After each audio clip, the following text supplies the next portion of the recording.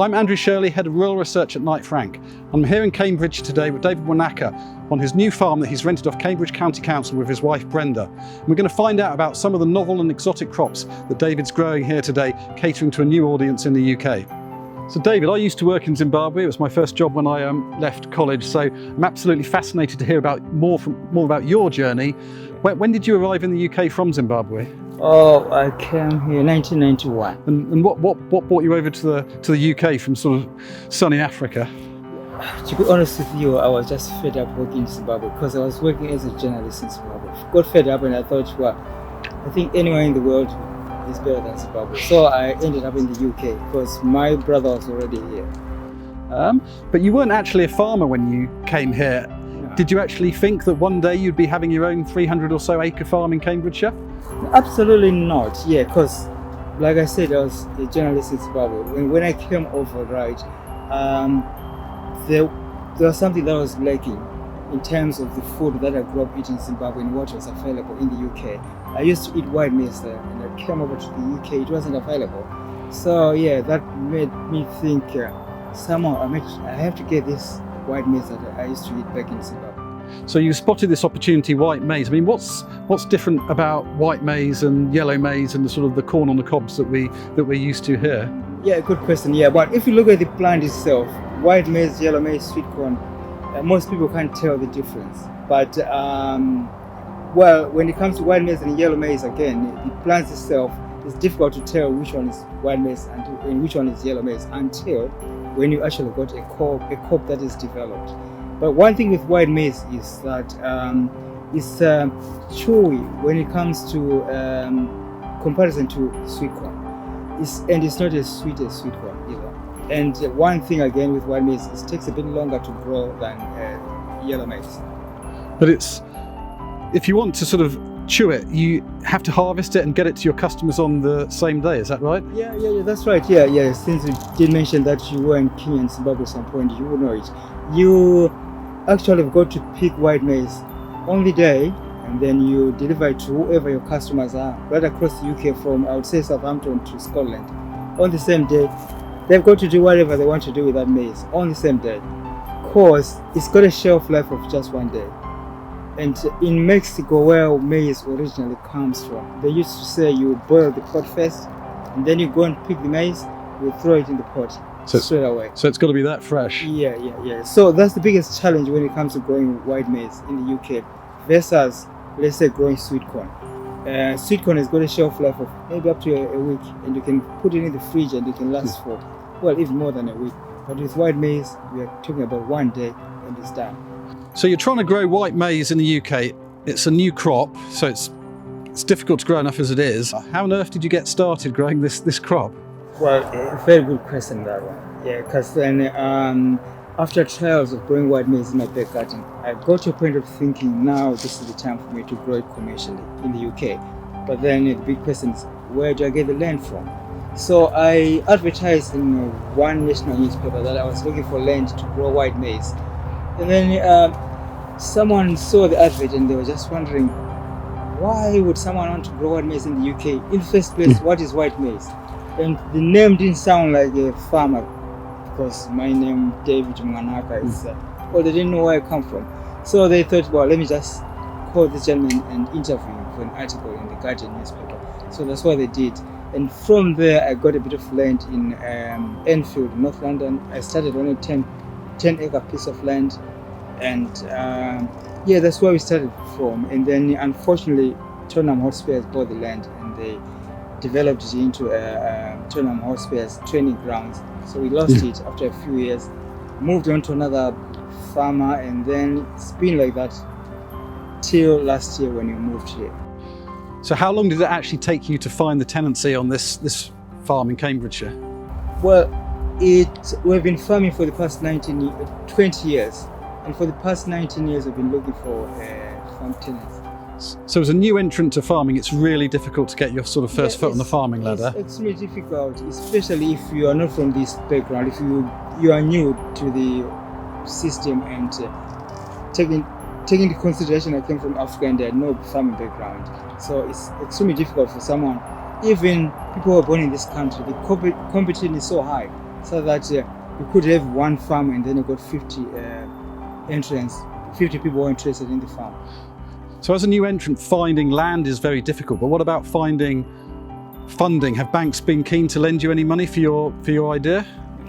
Banks haven't been keen to talk to us at all because well, I tried to apply for funding from banks before, and to them it's like what you are growing, they have no idea, they have no knowledge of what it is that you are growing.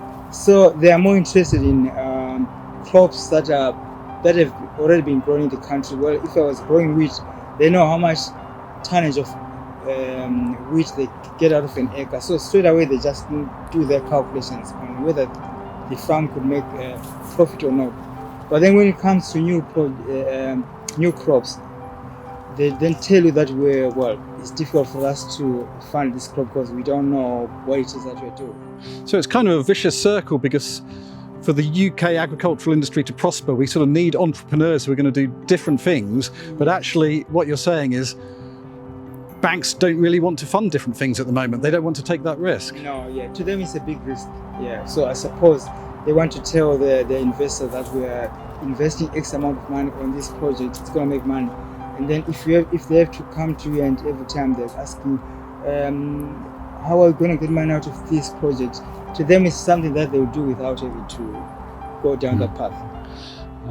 So do you think that's partly contributing to the lack of diversity in the sort of UK farming industry, because there isn't the funding available for young people or people from different parts of the world or different backgrounds who've got these new ideas? Yeah, that's correct. Yeah, because if you walk into a supermarket, there's you get from one end, when you come to the vegetable section, you'd have a wide selection of vegetables there, but most of them, probably 90%, are grown from other countries, Europe or Africa, Asia, wherever. But some of the crops that are grown in Europe can actually be grown in the UK, but no one has ever thought of trying to grow them in the country, because farmers in this country have always concentrated on what they know best: wheat, potatoes, barley, or whatever they're comfortable in growing. I mean, everybody's worrying about climate change at the moment. People want to buy local food. People worry about shipping food all the way from the other side of the world. So what you're actually doing here, growing crops that would generally be grown in Africa or maybe Asia, is you're actually cutting down the food miles. This is a good climate change story, isn't it? What you're doing? Well, that's it. Yes, yeah. We are. Well, I would say capitalizing on climate change. Yeah. Although the other side of it is we do happen to have droughts from time to time. I mean, like right now we've gone for almost 2 weeks without any proper rain, more than 2 weeks. And since we started farming, we've had so many years when it has been so dry that we needed rain and we just couldn't get it. So that's the downside of it. If it was warm and wet, well.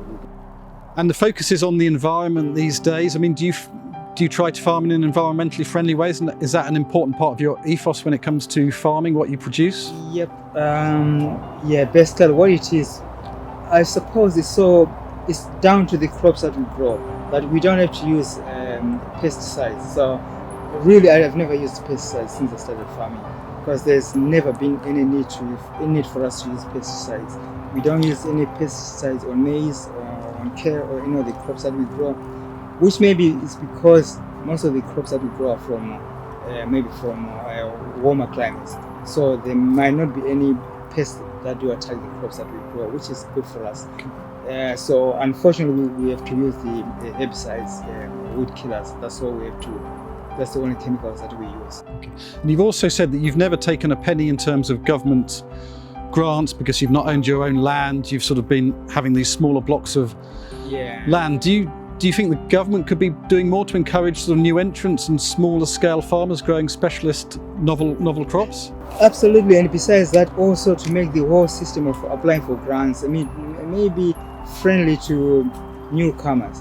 Because it's so complicated. I've just started applying for grants this year that all farmers do get, but then I had to employ someone to do it for me because I can't do it. It's just a long process, and I know the whole system is changing anyway. I think next year they will have changed. I don't know what's new. Everyone tells me we don't know, so we don't know where we're going from. After this year, how the new system is going to work.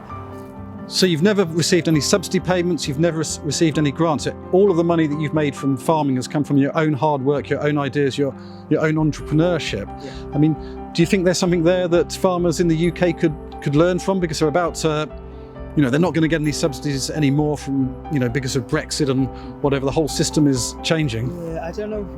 I think they still get subsidies from the government, but the system is changing, like you said. But not many people know what it's going to be like, or how is it changing, and how to. Well, I suppose it's a bit of a grey area to most farmers, because everyone who asks the child, I don't know. So yeah, it is something that I think more traditional farmers should learn, that they shouldn't rely on government funding, because maybe it could dry up and they are left exposed. So we should have a way out of this government funding term after term.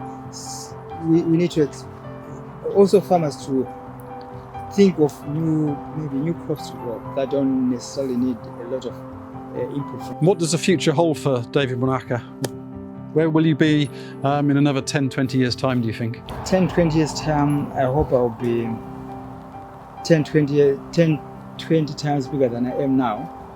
Not in terms of age of size, but the business itself. So would you like more acres? Would you like a bigger farm? I would like a big farm, but then it also means I'm investing a lot into new crops that are not grown in the country at the moment. So it's not just a question of growing in terms of growing the same things, but also growing new crops.